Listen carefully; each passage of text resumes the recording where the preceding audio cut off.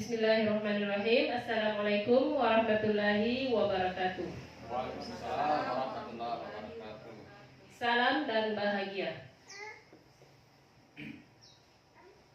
Salam guru penggerak. Puji syukur kita panjatkan kehadirat Allah Subhanahu wa taala. Di siang hari ini kita berkumpul di ruangan ini untuk mendengarkan sosialisasi modul 1.4 budaya positif yang akan disampaikan oleh Ibu Fatmawati Padedeng sebagai calon guru penggerak angkatan 11 Kabupaten Nrekang. Salam dan selawat semoga tetap tercurah kepada junjungan Nabi besar Muhammad Sallallahu Alaihi Wasallam, kepada keluarganya, sahabatnya, dan istimewa kepada kita yang insya Allah senantiasa mengikuti apa yang ditinggalkan oleh beliau, insya Allah. Untuk mengefisienkan waktu, marilah kita membuka acara ini dengan bersama-sama membaca basmalah.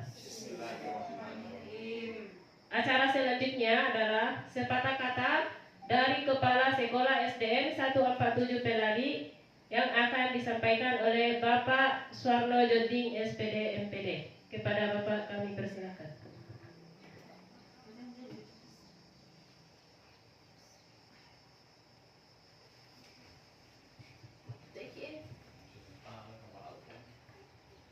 Bismillahirrahmanirrahim. Assalamualaikum warahmatullahi wabarakatuh. Alhamdulillah. Alhamdulillahi rabbil alamin wal aqibatu lil muttaqin wassalatu wassalamu ala asrafil anbiya'i wal mursalin sayyidina Muhammadin wa ala alihi washabihi ajma'in. Amma ba'd. Bapak Ibu guru yang saya hormati, terkhusus buat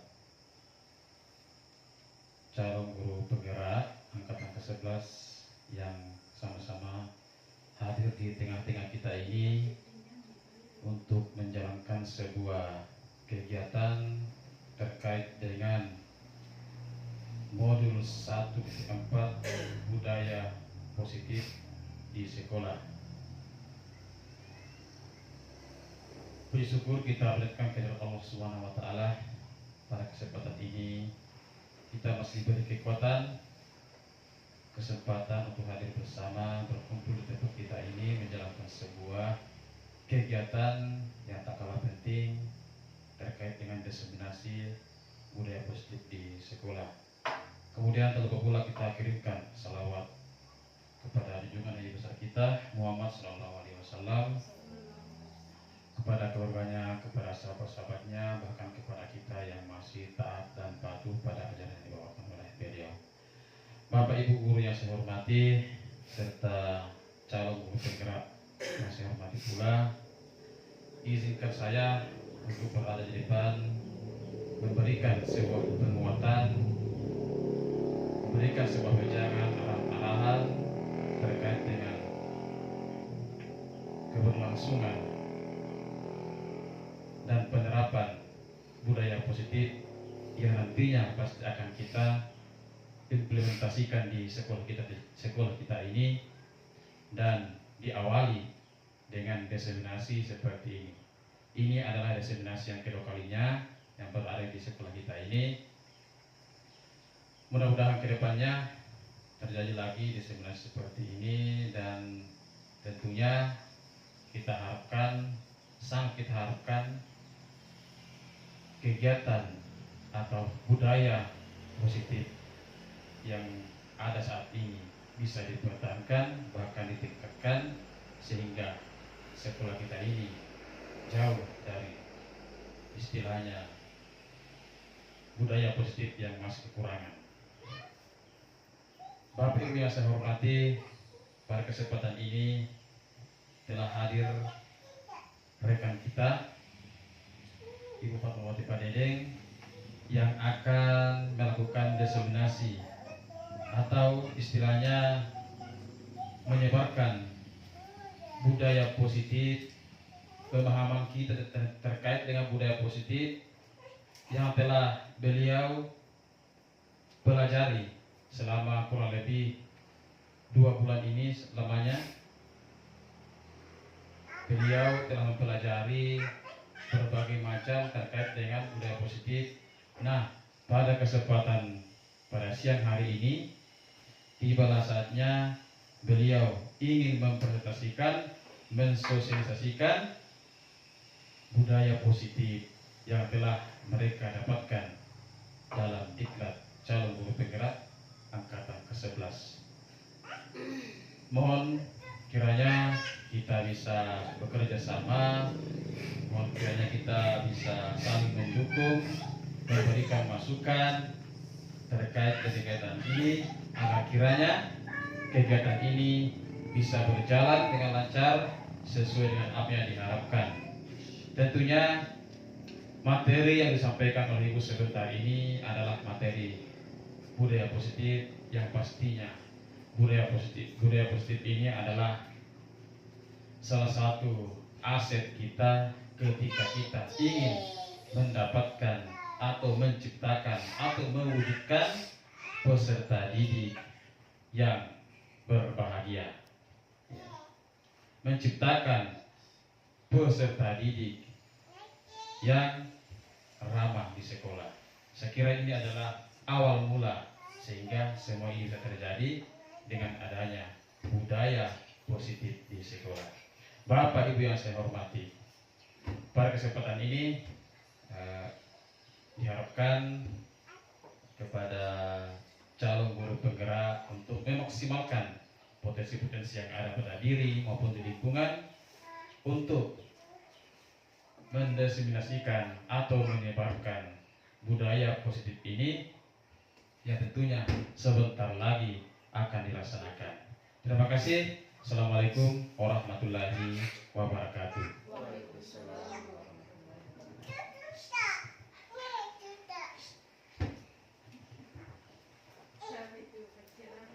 Demikianlah tadi sepatah kata dari Bapak Kepala Sekolah SDN 147 dan kepadanya kami ucapkan banyak terima kasih. Acara selanjutnya adalah acara inti kita pada siang hari ini, yaitu sosialisasi tentang budaya positif di sekolah modul 1.4 yang akan disampaikan oleh Ibu Fatmawati Padedeng SPD. Kepada beliau kami persilakan.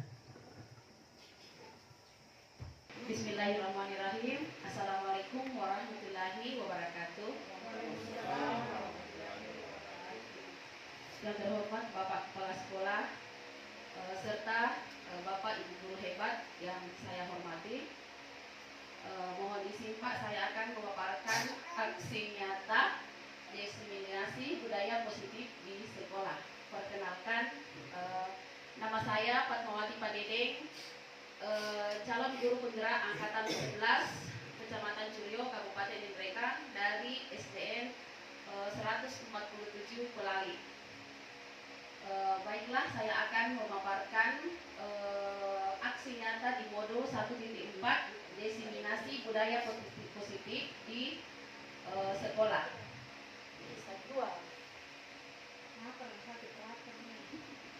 Di sini kita lihat konsep inti budaya positif.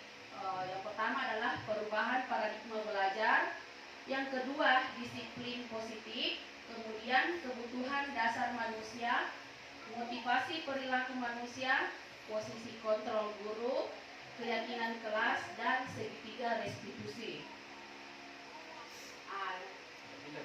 Di dalam pembelajaran dengan paradigma baru dirancang berdasarkan prinsip pembelajaran yang terdiferensiasi sehingga setiap murid belajar sesuai dengan kebutuhan dari tahap perkembangannya untuk mewujudkan profil pelajar Pancasila. Jadi di sini kita tampilkan di sini profil pelajar Pancasila, yaitu mandiri, beriman dan bertakwa kepada Tuhan Yang Maha Esa, berkebinekaan global, bergotong royong, kreatif, bernalar kritis, dan mandiri. Kemudian disiplin positif. Disiplin positif ini berasal dari kata discipline, yang artinya belajar disiplin mengacu pada disiplin diri yang memiliki tanggung jawab terhadap apa yang dilakukan berdasarkan nilai-nilai dan diyakini.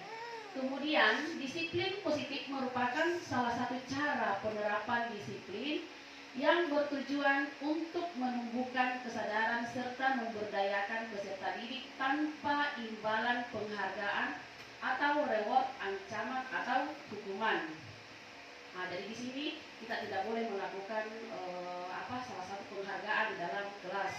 Kemudian sebagai pendidik, tujuan kita adalah menciptakan anak-anak yang memiliki disiplin diri sehingga mereka bisa berperilaku dengan mengacu pada nilai-nilai kebajikan universal dan memiliki motivasi intrinsik dan bukan intrinsik. Nah, di sini kita lihat ada 5 kebutuhan dasar manusia. Yang pertama adalah bertahan hidup, seperti makanan, pakaian, tempat tinggal, keamanan dan kesehatan. Kemudian kasih sayang dan rasa diterima, seperti rasa diterima, dipedulikan, berbagai kerjasama, menjadi bagian dari kelompok. Penguasaan, seperti harga diri, keinginan untuk dianggap, memimpin, berprestasi, diakui dan didengar.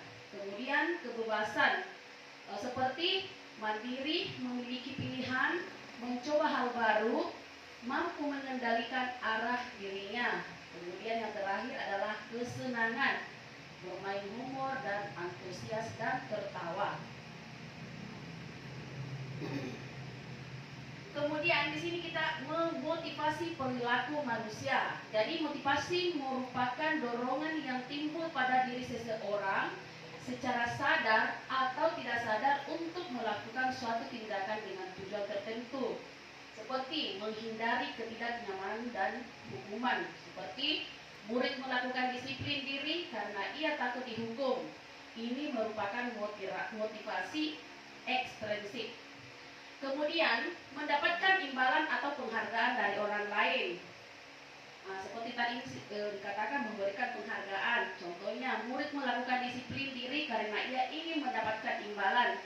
Ini merupakan motivasi ekstrinsik. Kemudian menghargai nilai-nilai kebajikan dari diri sendiri. Seperti murid melakukan disiplin diri karena sadar akan nilai kebajikan dirinya. Ini merupakan motivasi intrinsik. Nah, di sini ada konsep-konsep disiplin dengan identitas gagal. Nah, jadi di sini kita tidak boleh melakukan hal seperti ini. Nah, seperti hukuman. Hukuman itu seperti menyakitkan, tidak nyaman, murid takut, memaksa, murid menyembunyikan kesalahan, atau murid menjadi rendah diri. Nah, di sini penghargaan. Penghargaan juga tidak boleh kita lakukan, seperti tidak efektif, merusak hubungan atau sifat iri, mematikan kreativitas, dan menghukum dengan sistem ranking, merampas hak menghargai dirinya. Kemudian konsep disiplin dengan identitas sukses. Nah, ini yang bisa kita lakukan sebenarnya, yaitu konsekuensi dan restitusi. Sebagaimana dalam konsekuensi itu, yaitu penguatan jangka pendek, kemudian perlu monitoring berkelanjutan. Yang ketiga, stimulus atau respon. Kemudian murid menghormati peraturan atau kehilangan waktu untuk merugikan kesalahan.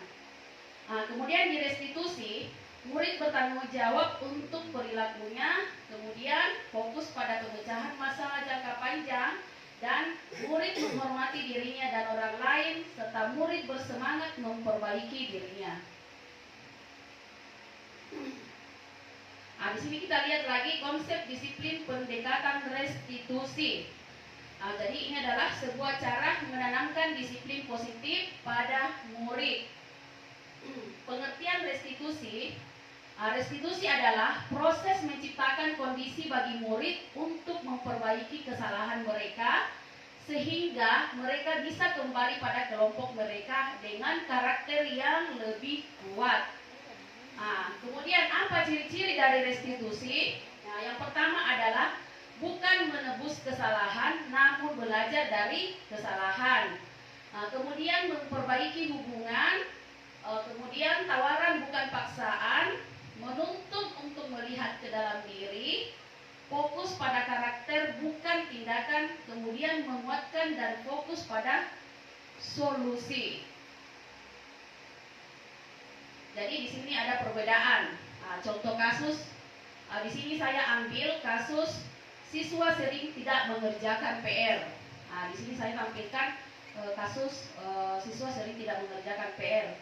Jadi ada di sini saya berikan hukuman dan ada konsekuensi dan restitusi. Jadi yang pertama dulu hukuman. Hukuman, guru menghukum murid tersebut hormat bendera 10 menit dan guru marah dan murid menjadi takut. Kemudian konsekuensinya adalah guru memberikan konsekuensi untuk mengerjakan PR-nya saat istirahat atau dikerjakan sebanyak 3 kali lipat. Kemudian guru tegas dan siswa menghormati peraturan. Kemudian restitusinya di sini, guru menanyakan keyakinan kelas atau dirinya dan membantu murid menyelesaikan masalahnya. Kemudian guru terbuka, murid menghormati dirinya dan orang lain. Di sini posisi kontrol restitusi. Yang pertama adalah penghukum dan yang kedua adalah pembuat rasa bersalah dan teman atau pembantu dan manajer. Kemudian ini adalah contoh penerapan 5 posisi kontrol. Seperti tadi yang kasus siswa tidak memakai atribut. Jadi ini saya kasus pertama tadi tidak mengerjakan PR. Jadi sekarang saya ambil kasus kedua, yaitu siswa tidak memakai atribut lengkap saat upacara bendera. Jadi di sini posisi kontrolnya adalah penghukum, yaitu patuhi aturan sekolah lalu berdiri di depan barisan. Kemudian pembuat rasa bersalah, berapa kali Bu Guru harus memberitahu kamu, Bu Guru kecewa sama kamu. Kemudian teman, ayolah yang tertib, buat Bu Guru bangga, kali ini tidak apa-apa kamu salah. Kemudian pemantau, kamu sudah melanggar apa peraturan dan konsekuensi ya. Yang manajernya di sini adalah, apa kamu tahu kesalahanmu? Kira-kira bagaimana kamu akan memperbaiki kesalahan ini? Jadi kita di sini sebagai guru, sebagai manajer. Jadi kita yang pemecahan masalah terakhir dalam penerapan 5 posisi kontrol. Di sini saya buat keyakinan kelas. Jadi pertanyaan di sini, mengapa keyakinan kelas? Mengapa bukan peraturan kelas? Pembentukan keyakinan kelas yang pertama adalah bersifat abstrak, yang kedua adalah berupa pernyataan universal, dan yang ketiga dibuat dalam pernyataan positif, yang keempat sedikit saja agar mudah diingat. Kemudian yang kelima, sesuai dengan kondisi kelas dan sekolah sehingga mudah diterapkan. Yang terakhir adalah semua warga sekolah atau warga kelas dilibatkan saat membuat keyakinan kelas. Jadi di sini kita lihat gambar segitiga restitusi. Segitiga restitusi adalah suatu proses dialog yang dijalankan oleh guru agar dapat menghasilkan murid yang mandiri dan bertanggung jawab. Jadi di sini kita lihat ada segitiga restitusi. Yang itu menstabilkan identitas, yang itu yang pertama keyakinan kelas, apa yang telah kita sepakati, kemudian kamu ingin menjadi seperti apa, kamu bukan satu-satunya yang pernah melakukan ini, setiap orang pasti pernah melakukan kesalahan. Kemudian adakah cara yang lebih efektif untuk mendapatkan apa yang kamu butuhkan? Kemudian kamu tentunya punya alasan mengapa melakukan itu. Jadi di segitiga restitusi ini kita melakukan guru pada saat anak kita restitusi. Jadi mungkin ini pertanyaan-pertanyaan yang kita ajukan kepada murid. Di sini Bapak Ibu hebat, di sini ada praktik saya tentang praktik segitiga restitusi. Jadi mungkin Bapak Ibu guru hebat bisa melihat atau mendengarkan video saya di atas. Di sini saya ambil kasus di sini, ini anak dia terlambat. Nah, saya restitusi dengan segitiga restitusi. Ya seperti tadi saya di slide di belakang yang pertanyaan-pertanyaan menanyakan kenapa alasannya sehingga dia terlambat. Kemudian menanyakan apakah alasannya sehingga terlambat masuk sekolah, dan di sini saya membuat segitiga restitusi di mana anak ini dia terlambat masuk dalam kelas, sementara pembelajaran sudah dimulai. Di sini saya restitusi menanyakan mengapa dia terlambat, kemudian apa yang menyebabkan sehingga dia terlambat ke sekolah, kemudian menanyakan keyakinan yang kita sudah sepakati di dalam kelas, kemudian menanyakan apakah dia mau mengulanginya atau bagaimana, dan alhamdulillah dia sudah menyadari apa kesalahannya, dan dia sudah menyampaikan alasan sehingga dia terlambat ke sekolah.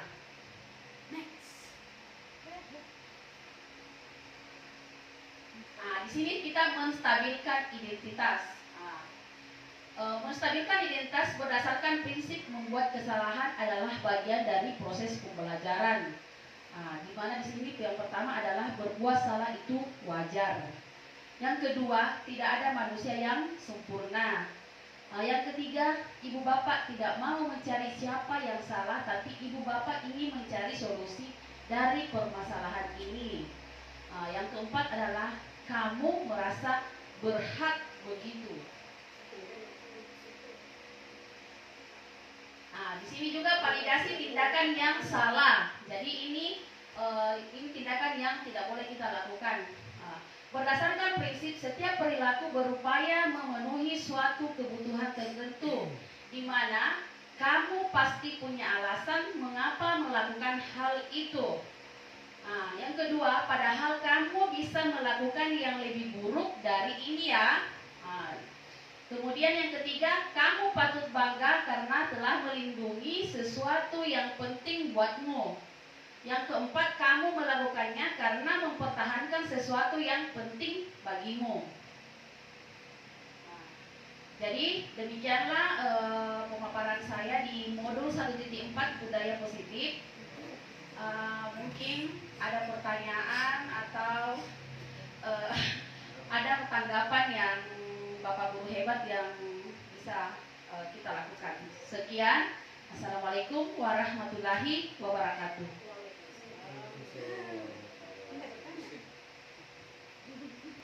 Ya, demikianlah tadi pemaparan dari diseminasi budaya positif di sekolah yang telah dibawakan oleh Ibu Fatmawati Padedeng, calon guru penggerak angkatan 11. Bapak Ibu guru hebat, saya berikan kesempatan kepada Bapak Ibu untuk memberikan masukan atau mungkin memberikan penguatan ataukah memberikan pertanyaan-pertanyaan yang mungkin Bapak Ibu guru merasa kurang jelas. Kepada Bapak Ibu guru saya persilakan. Saya persilakan Ibu Mawar.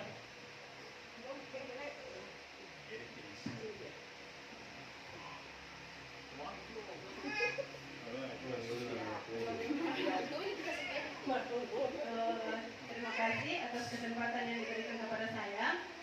Di sini saya akan mengajukan pertanyaan kepada Ibu CGP. Jadi bisa dibuka slide 6 PN.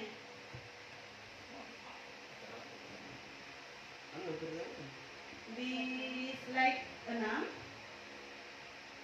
ya, tadi tentang konsep disiplin dengan identitas kadar. Yang menjadi pertanyaan saya di sini adalah apa perbedaan antara hukuman dengan konsekuensi. Oke, terima kasih. Ya, jadi terima kasih atas pertanyaan yang telah diajukan oleh Ibu Mawar. Kepada pemateri, kami persilakan untuk memberikan jawaban.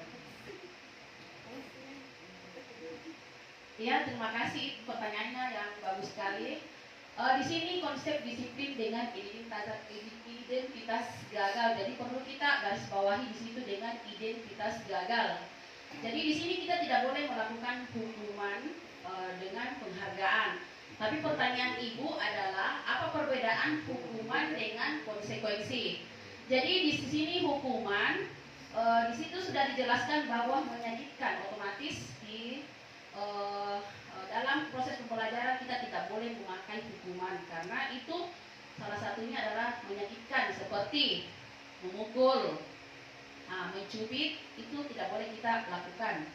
Kemudian kalau konsekuensi adalah memberi konsekuensi umpama melakukan pelanggaran pada murid kita, seperti kita seumpama melakukan kesalahan atau melakukan menyontek atau memukul temannya, boleh kita melakukan konsekuensi buat mereka dengan cara seperti tadi yang saya sudah jelaskan bahwa mungkin kita bisa kasih konsekuensi dengan membersihkan WC.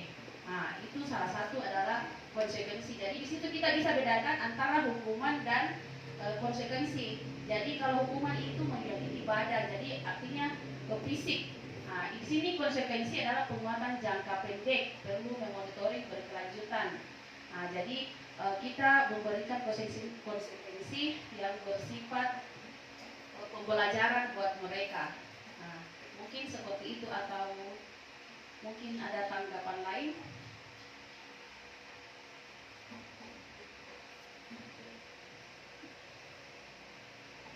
Ya, demikianlah tadi penjelasan dari pemateri tentang pertanyaan dari Ibu, apa perbedaan antara hukuman dengan konsekuensi. Saya kembalikan kepada penanya. Bagaimana?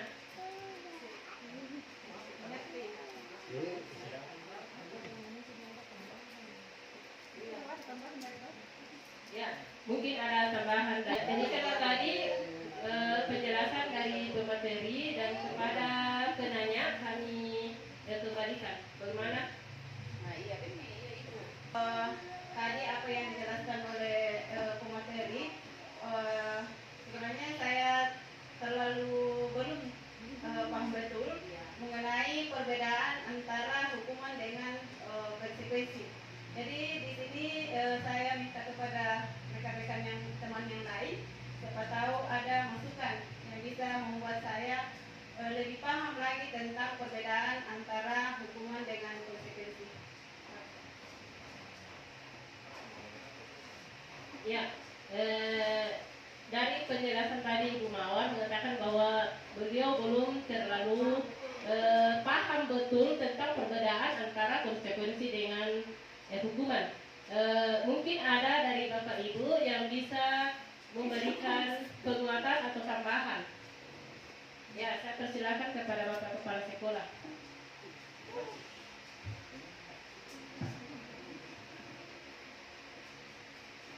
Oke, baiklah. Saya tambahkan sedikit terkait dengan perbedaan antara konsekuensi dan hukuman. Pada dasarnya adalah hukuman ini, kita pahami bahwa hukuman ini adalah satu hal yang sangat menyakitkan dan harus terjadi.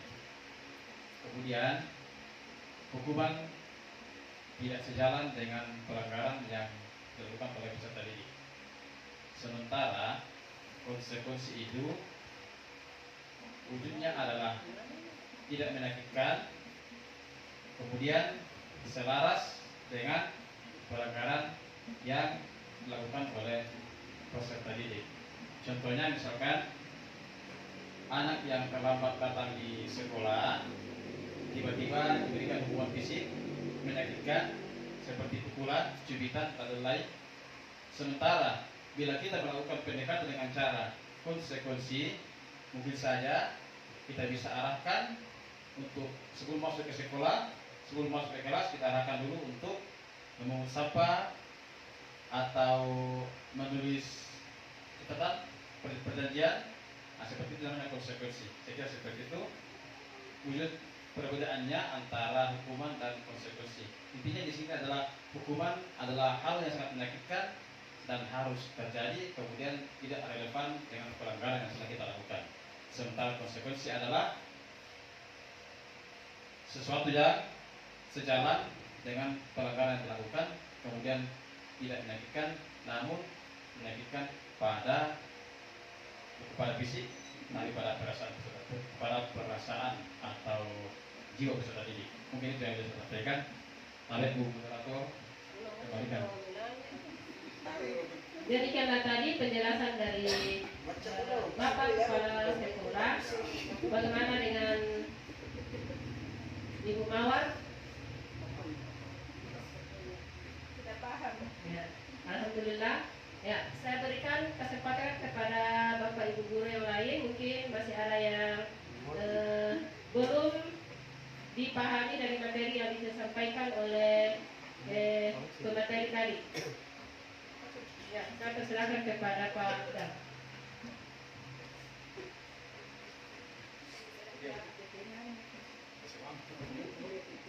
Jadi makasih atas kesempatan yang telah diberikan. Baik, mungkin kami langsung saja tentang pertanyaan yang akan kami angkat di sini tentang disiplin positif, yaitu apakah hukuman masih bisa diterapkan di sekolah? Nah, itu jadi saya ulangi, apakah hukuman masih bisa kita terapkan di sekolah untuk mendisiplinkan anak didik kita?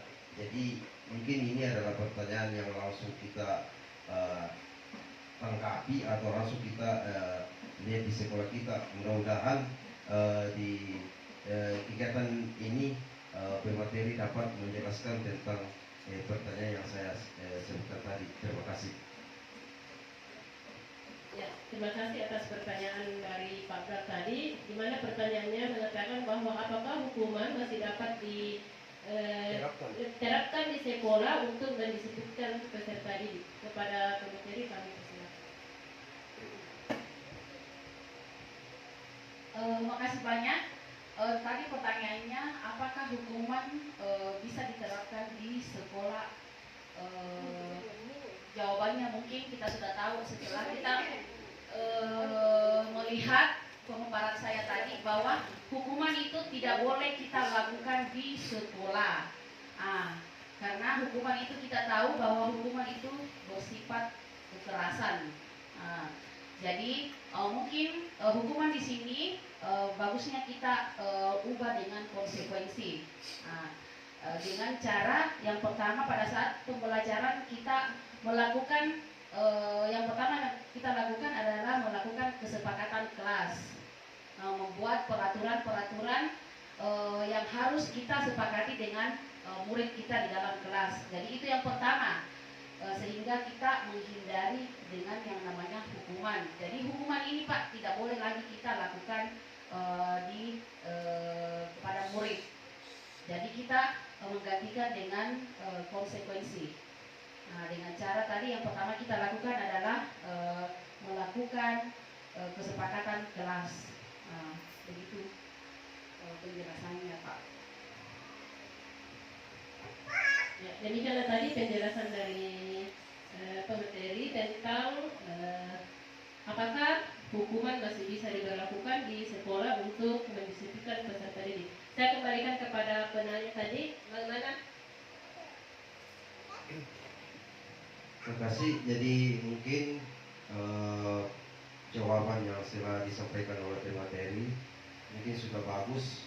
Mungkin yang saya pahami mungkin bisa ditambah lagi konsekuensi apa, seperti apa yang bisa kita lakukan kepada peserta didik kita pada saat melakukan pelanggaran atau melakukan tindakan-tindakan yang tidak baik.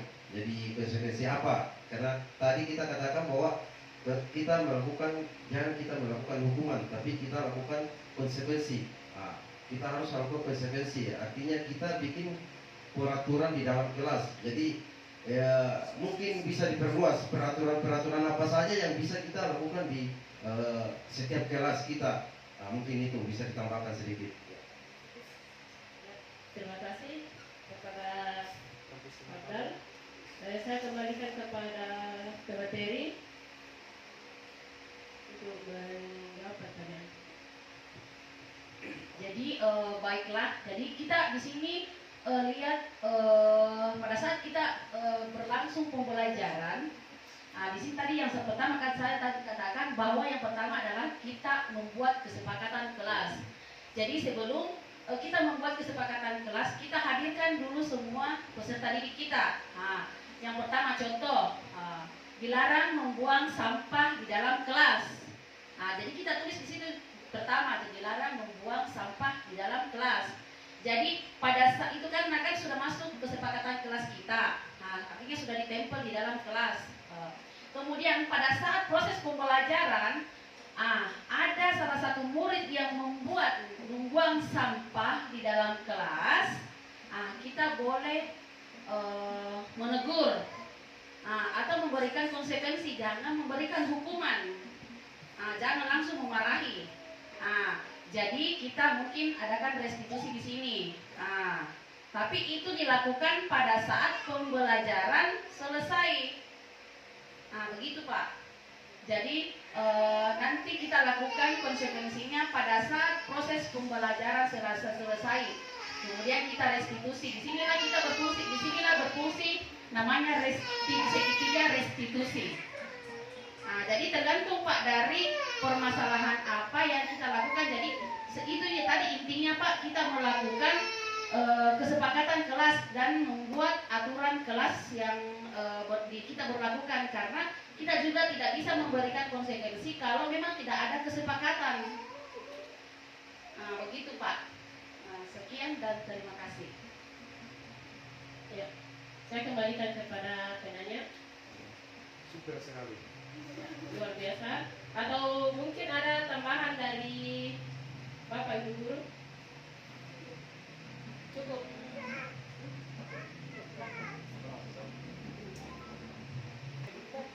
Oke, baiklah, saya tambahkan sedikit terkait dengan konsekuensi apa dan wujud dari konsekuensi ini dan peraturan apa yang bisa mengingatkan sehingga tidak terjadi hukuman. Benar saja tadi telah dikatakan oleh narasumber bahwa sebelum kita berbuat atau mengadakan sebuah peraturan, tentunya kita membuat dulu kesepakatan kelas yang diambil dari menentukan suatu kebajikan universal yang telah disusun bersama.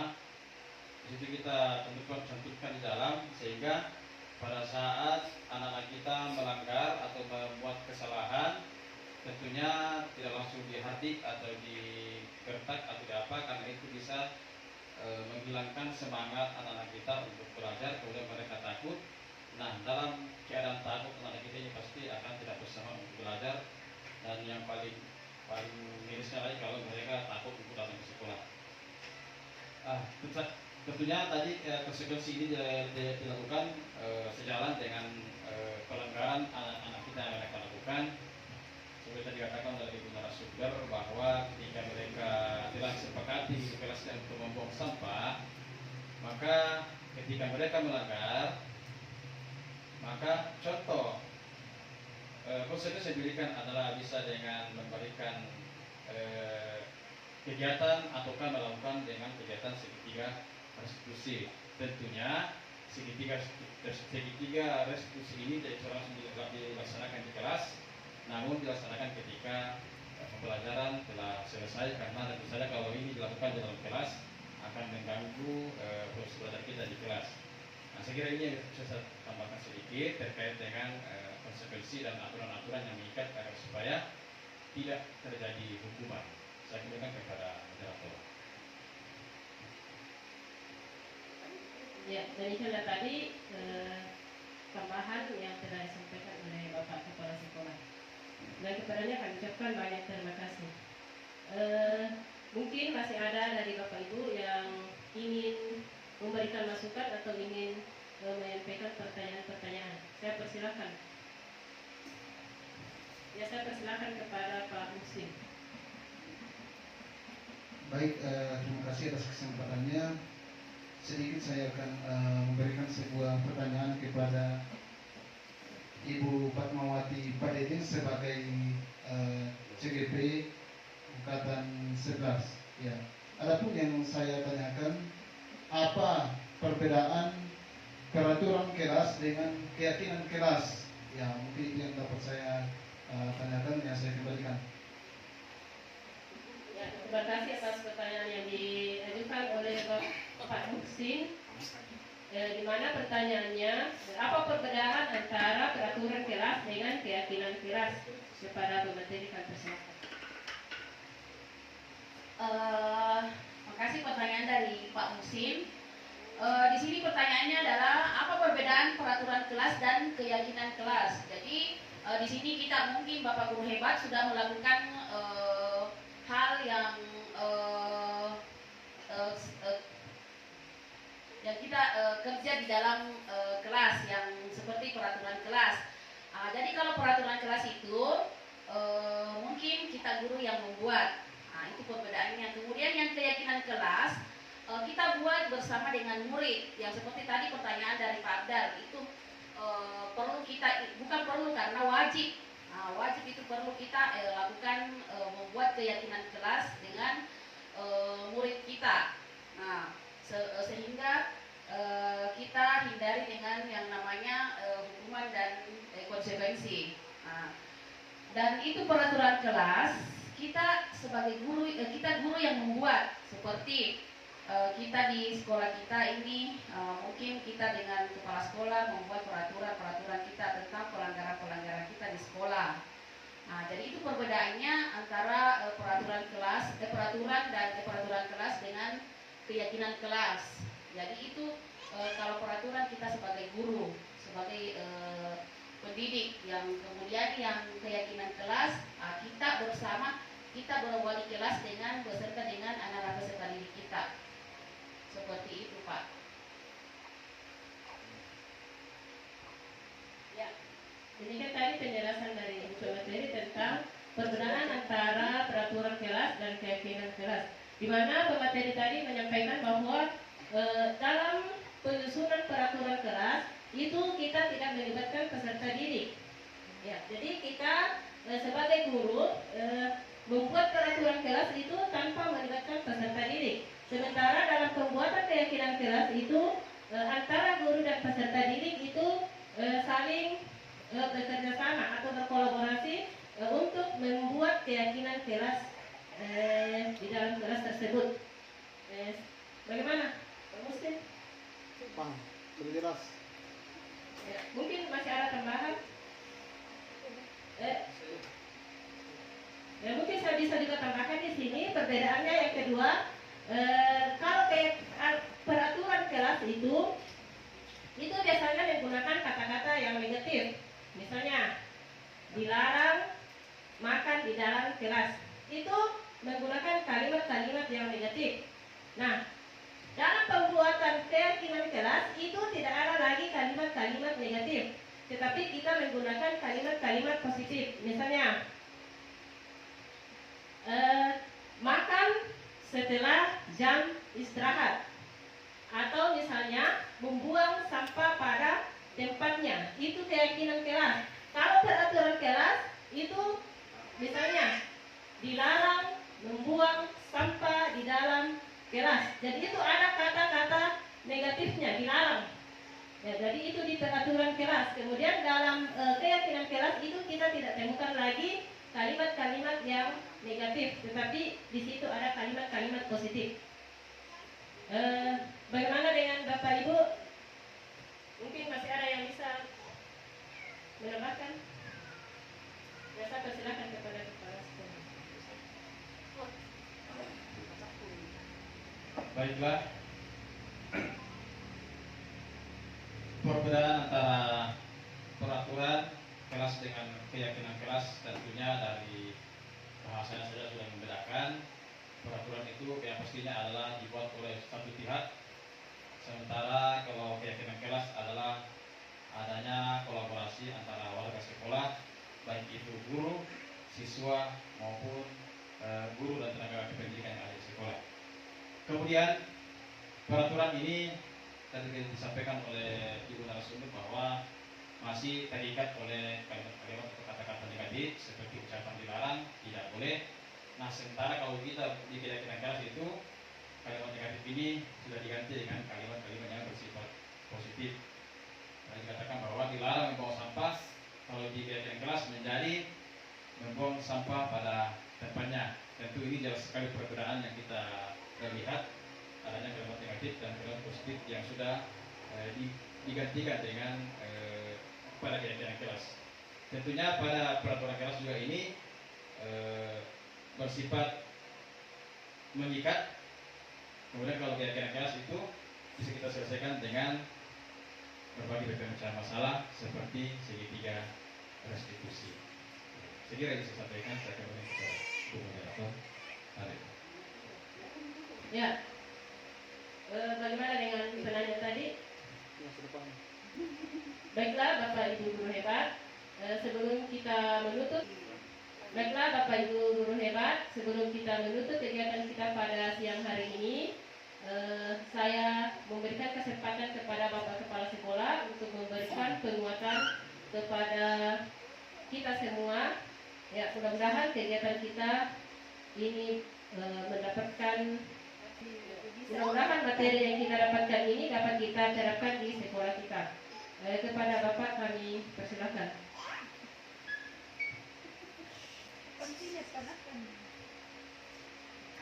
Oke, baiklah. Sebelum kita mengakhiri kegiatan kita pada sore hari ini, izinkan saya untuk sedikit memberikan arahan semacam penguatan yang akan saya sampaikan. Mudah-mudahan kegiatan kita pada siang hari ini, sore hari ini, dan arahan-arahan saya, penguatan saya berikan ini bisa berdampak bagi kita semua. Tentunya adalah akan berdampak pada sekolah dan anak kita nantinya di sekolah kita ini. Bapak Ibu yang saya hormati, pada kesempatan ini telah dilaksanakan diseminasi budaya positif di sekolah kita ini yang dibawakan oleh Ibu Fatmawati, salah seorang CGP Angkatan 11 Kabupaten Ngantekan di sekolah kita ini. Ya, tentunya ini adalah sebuah kekuatan kita, aset kita bersama, karena tidak jarang ya, atau jarang sekali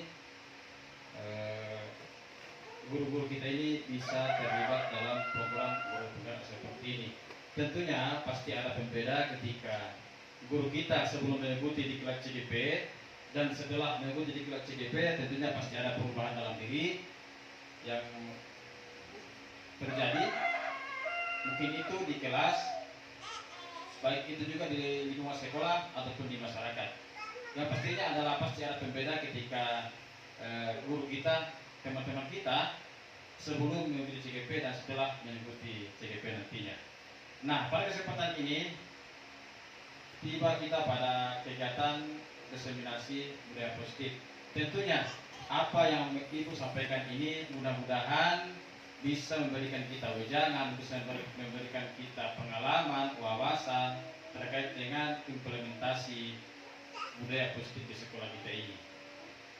Semoga apa yang disampaikan oleh Ibu tadi, apa yang dipaparkan oleh Ibu tadi bisa menggugah lagi semangat kita, memberikan kita motivasi, semangat bersama untuk menciptakan sekolah kita yang membudayakan, yang istilahnya adalah membudayakan disiplin positif dan mengurangi kekerasan di sekolah untuk mendukung sekolah ramah anak. Saya kira ini yang perlu kita apresiasi bersama, bahwa tidak bisa kita semerta-merta langsung membalikkan telapak tangan untuk menciptakan budaya positif di sekolah. Tentunya harus ada kerja keras, ada kolaborasi kita bersama antara seluruh warga sekolah, baik itu masyarakat, kepala sekolah, maupun dengan anak-anak kita nantinya di sekolah kita ini.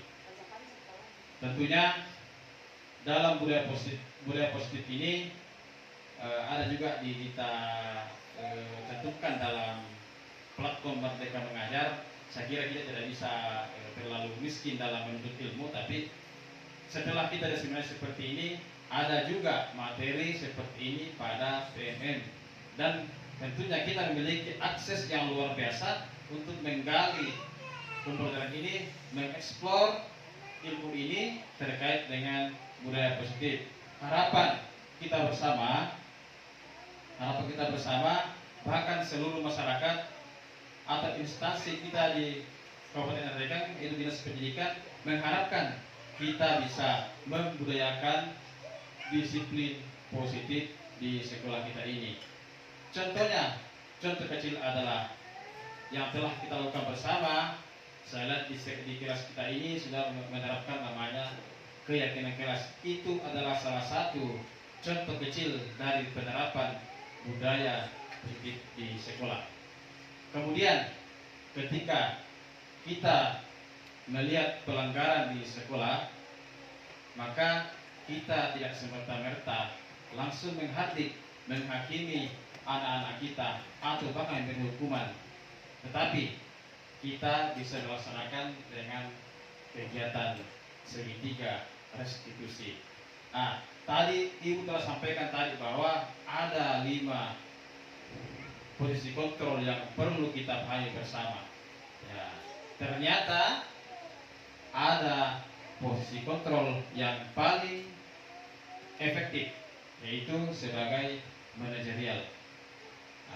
Inti dari manajerial ini adalah bagaimana upaya kita sebagai seorang guru untuk memberikan pertanyaan pemantik kepada anak-anak kita, menggali potensi yang dimiliki anak kita, agar supaya anak kita sendiri yang bisa menemukan solusi dari permasalahan-permasalahan yang telah dilakukan.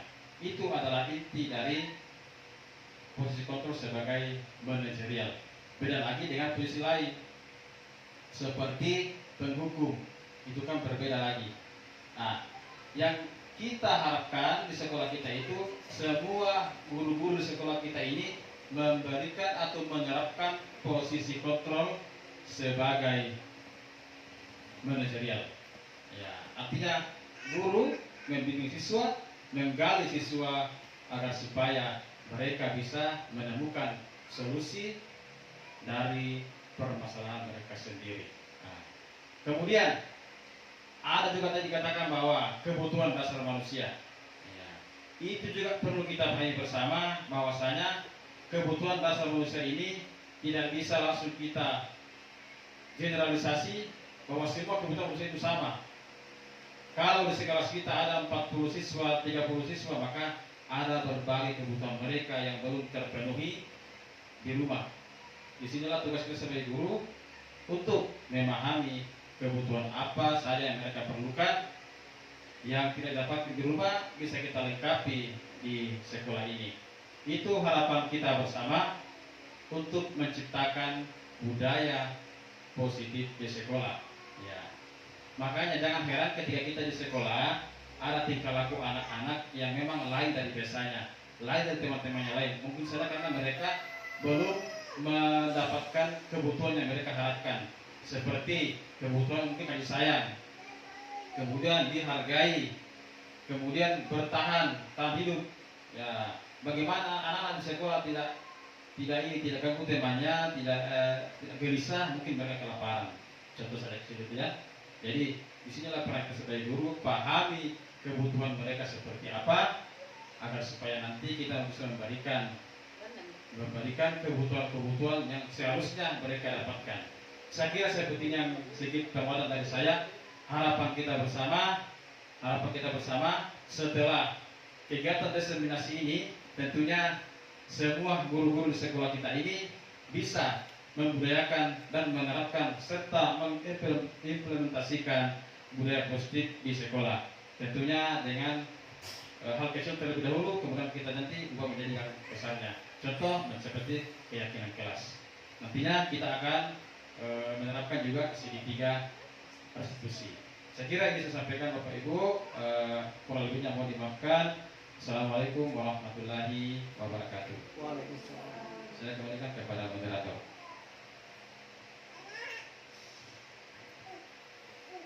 Ya, demikianlah tadi penguatan-penguatan yang telah disampaikan oleh Bapak Kepala Sekolah. Mudah-mudahan ya di sekolah kita ini kita dapat melaksanakan atau membudayakan yang namanya budaya positif.